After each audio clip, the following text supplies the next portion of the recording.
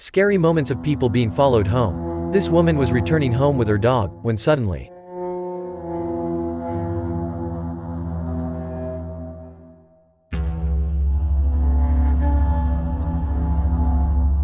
this woman was returning home with her baby, but she wasn't alone.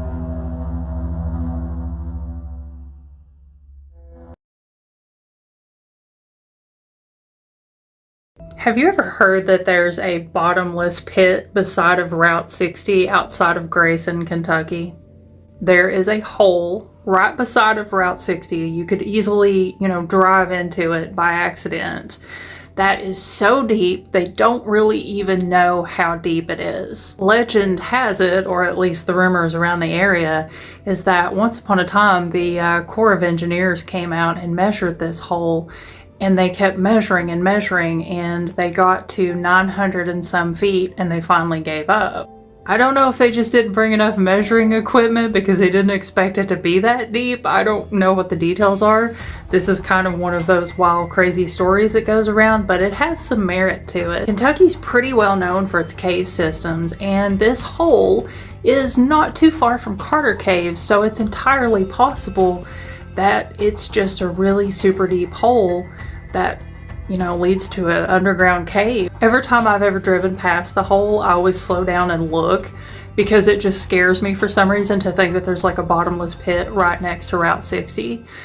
So I'm curious, does anybody know about this? And if you do know about this, does it kind of freak you out too?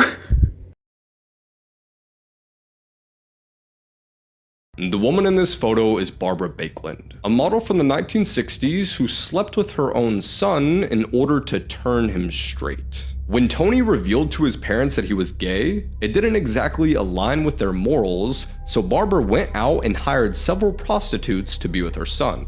However, this obviously didn't work, so Barbara took it upon herself, saying to her sister, I could get Tony over his homosexuality if I just took him to bed.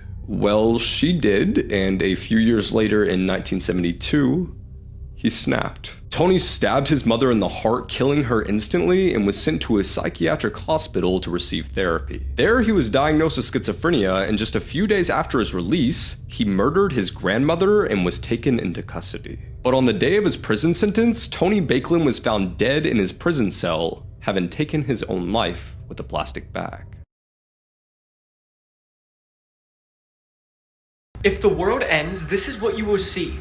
This is Ted Turner, who is the founder of CNN, and he has a doomsday video ready to air on live TV in case the world ends. He said we won't be signing off until the world ends. We'll be on, and we will cover the end of the world. And that will be our last event. We'll play the national anthem one time on the 1st of June, and when the end of the world comes, we will play Nearer My God to Thee and sign off. Before I show you the video, just imagine you're watching it when the world's ending.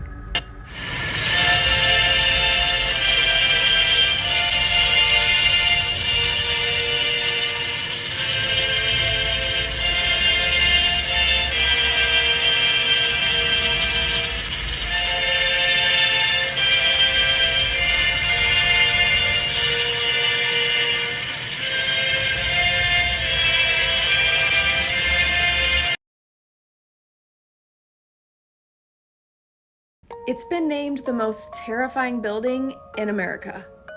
This is the haunting of the Waverly Hills Sanatorium. Considered America's most haunted hospital, Waverly Hills opened in 1910 in Louisville, Kentucky, and served as an isolated medical center for tuberculosis patients. Tuberculosis was extremely contagious, so those afflicted were usually kept away from everyone else. Sadly, families were divided as those afflicted were forced into Waverly Hills with little to no contact with their loved ones. It was also really devastating as there was no cure for it at the time. Waverly Hills was built as a self-sufficient community with its very own zip code, and doctors and employees weren't even allowed to leave the grounds. So once you were there, you stayed there. Tragically, Waverly Hills had thousands of patients pass here. In the early 1960s, as medicine for the disease advanced, the facility closed. It reopened as a nursing home until it closed again in 1981. The property sat abandoned and fell into complete disrepair. In the 2000s, groups came in and worked to renovate the property, and talk of strange and unexplained things happening there started to spread. One of the most chilling areas at Waverly Hills, the body chute. And that is exactly what you think it is. While those who recovered left through the front door, many others left through what came to be known as the body chute. This enclosed tunnel was for those who were lost, and it led from the hospital to the railroad tracks at the bottom of the hill. That really gives you goosebumps. A commonly spotted ghost here is named Timmy, and it's said if you roll a ball down one of the long hallways, Timmy will roll it back to you. Another ghost often seen is that of a woman who worked there as a nurse. Story goes she passed in Waverly Hills and continues to roam the hallways. In room 502 in the rooftop chambers is believed to have housed patients suffering from insanity and is said to be one of the most haunted areas in the entire place. Some people can't even stand to be in this area, it makes them feel so uneasy. There were plans to turn Waverly Hills into a hotel, but that idea fell through. Today, the Waverly Hills Historical Society runs the place and hosts ghost tours year-round. You can also stay the night for a cool $1,000. Check-in is at 8 p.m. and check-out is at noon. If you even last that long. Would you be down for a visit? If you do, you may run into some of the original patients there.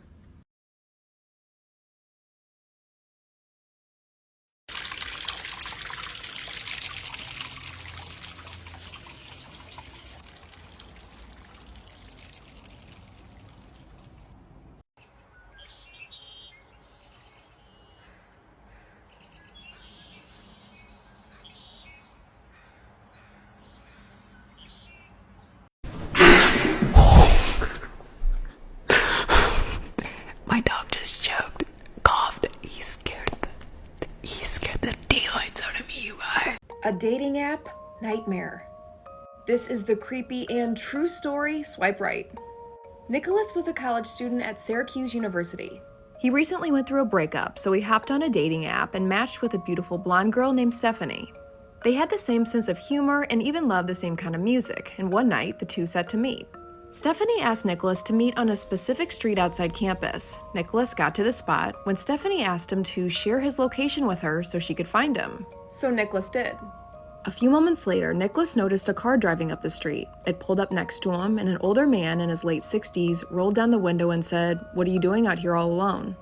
Nicholas, who was creeped out a bit, said, "I'm waiting for someone." The older man then asked, "Stephanie?" Nicholas said, "Yeah, how do you know?" The man said, "I'm Stephanie's father. Hop in and I'll give you a ride to her." Nicholas was suspicious. He asked, "Then why didn't Stephanie tell me you'd be picking me up then?" The older man said he didn't trust him meeting his daughter and wanted to meet him before. Nicholas got a bad feeling, turned and walked back towards home. He listened to see if the car was following him, but it drove out of sight. Nicholas began the 10-minute walk back to campus. He was trekking along when he looked up and his stomach dropped. Parked ahead of him, he saw the man's car, now sitting empty. Nicholas picked up his speed and continued walking. He then got a text from so-called Stephanie, and it read, "Why didn't you get into the car with my dad?" Nicholas ignored it and kept walking. When he began to hear footsteps behind him, he knew he was being followed. Nicholas quickly crouched behind a car and then suddenly realized he never stopped sharing his location with Stephanie. Nicholas looked up to see that older man quickly approaching him. He yelled out, "Come back, Nicholas, and I'll take you to her." Nicholas jumped up and sprinted home. Locking the door behind him, he was grateful he could run faster than him. But shortly after he got back to his room, he got another text from that man. It said, "You're lucky you got away." Nicholas reported him to the police and thankfully stopped sharing his location with him. This is anybody's nightmare. Personally, I have the heebie-jeebies, but what are your thoughts on this? I also want to know your thoughts on sharing your location with people. When and where is that appropriate? See you in the comments.